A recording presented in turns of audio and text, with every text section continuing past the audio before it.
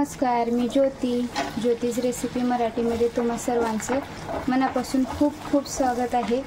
तर आज आपण रव्याच्या मसाल्या पुऱ्या करणार आहोत किंवा केलेल्या आहोत। या व्हिडिओमध्ये मस्त अशा टम फुगत आहेत, बघू शकताय तुम्ही, अप्रतिम दिसतात, चवीलाही खूप छान लागतात। दही सोबत किंवा टोमॅटो सॉस सोबत तो सुद्धा खाऊ शकताय तुम्ही याला।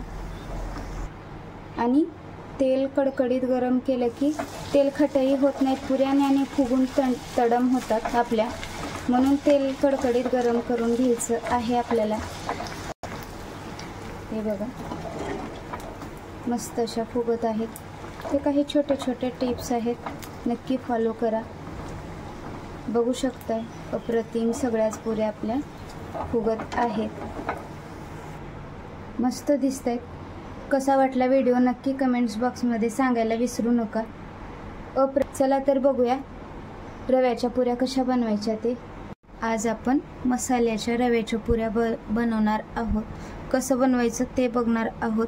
तर इथं मी 1 वाटी रवा घेतलेला आहे। हा कच्चा रवा आहे, भाजलेला वगैरे नाही। तर अजून 1 अर्धी वाटी आपल्याला रवा घ्यायचा आहे, म्हणजे टोटल 1.5 वाटी घ्यायची आहे।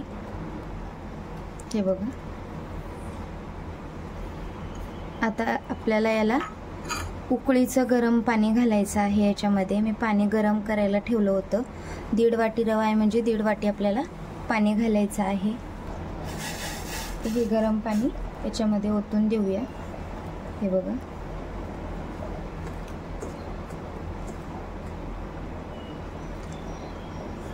मिक्स करून घ्यायचं आहे।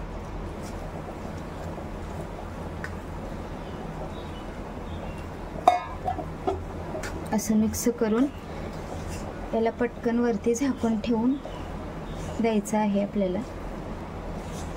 हे बघा, तो वरती एक झाकण ठेवून 10 मिनिटं याला असंच बाजूला ठेवून द्यायचं आहे। बघू शकता आता 10 ते 15 मिनिटं झालेलं आहे। तर हे आता रवा सगळा असा फुलून आलेला आहे। तर आता आपण एका मोठ्या भांड्यामध्ये याला काढून घेऊया। हे बघा असं, आणि आता याला थंड करून घ्यायचं आहे थोडंसं। आता मी उकडलेले बटाटे याच्यामध्ये किसून घेत आहे। मी अगोदरच उकडून घेतलं होतं याला, तर ते बटाटे आता आपण याच्यामध्ये किसून घ्यायचं आहे, म्हणजे जेणेकरून बटाट्याच्या गाठी राहिल्या नाही पाहिजे। आपल्याला रव्याच्या पण गाठी मोडून घ्यायच्या आहेत, पण ते थोडंसं थंड झाल्याच्या नंतर हाताला भाजन म्हणून थोडंसं थंड होऊ द्या त्याला। असं बटाटे उकडलेले किसून घ्यायचं आहे। आता आपण याच्यामध्ये सगळे मसाले मिक्स करून घेऊया। मी 3 उकडलेले बटाटे किसून घेतलेले आहेत इथं। तर आता आपण पांढरे तीळ असतात, ते पांढरे तीळ याच्यामध्ये टाकून घेऊया। 2 ते 3 चमचे पांढरे तीळ आहेत। इथं मी कसुरी मेथी घेतलेली आहे, ते याच्यामध्येच टाकून घेत आहे। आणि आपला क्रश करून ओवा टाकायचा आहे।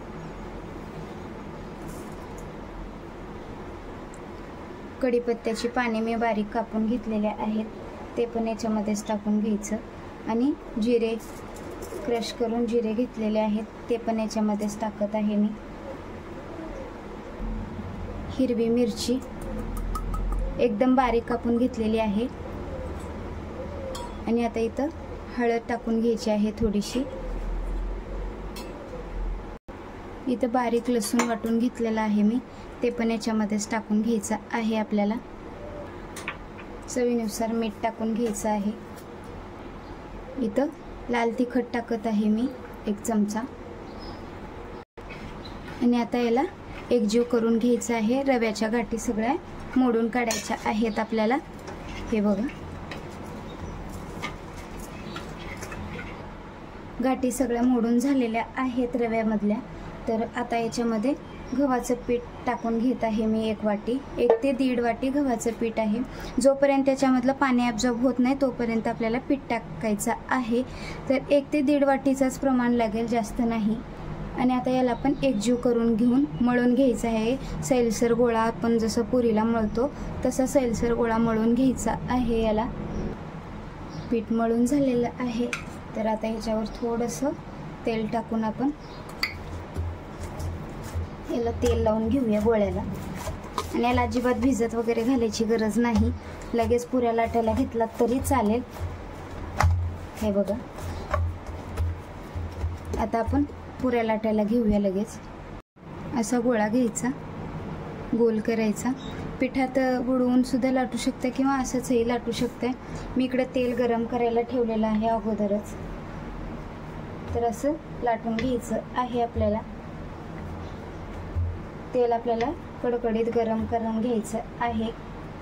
बघू शकताय मस्त असं 1, 2 ते 3 पुऱ्या लाटून घेणार आहे अगोदर मी. तेल आता गरम झालेलं आहे आपलं, तर आता पुऱ्या सोडून घेऊया, आपण तळून घेऊया. हे बघा, मस्त असं पुरी तळून घ्यायची आहे. तेल कडकडीत गरम करून घ्यायचं आहे, म्हणजे आपल्या पुऱ्या तेलखटही होणार नाहीत आणि फुगणार आहेत. तेल कडकडीत गरम केलं की पुऱ्या मस्त फुगतात टम अशा. हे बघा, असं दुसरी पुरी टाकते वेळेसही तेल गरम करून घ्यायचं आहे आपल्याला. पहिली पुरी तळल्याच्या नंतर थोडंसं तेलाचं तापमान कमी होतो. हे बघा, मस्त असं कलर येईपर्यंत, ब्राऊन कलरपर्यंत तळून घ्यायचं आहे आपल्याला. बघू शकताय मस्त अशा टम फुगत आहेत. बघू शकताय अशाच आता आपल्याला पुऱ्या तळून घ्यायच्या आहेत.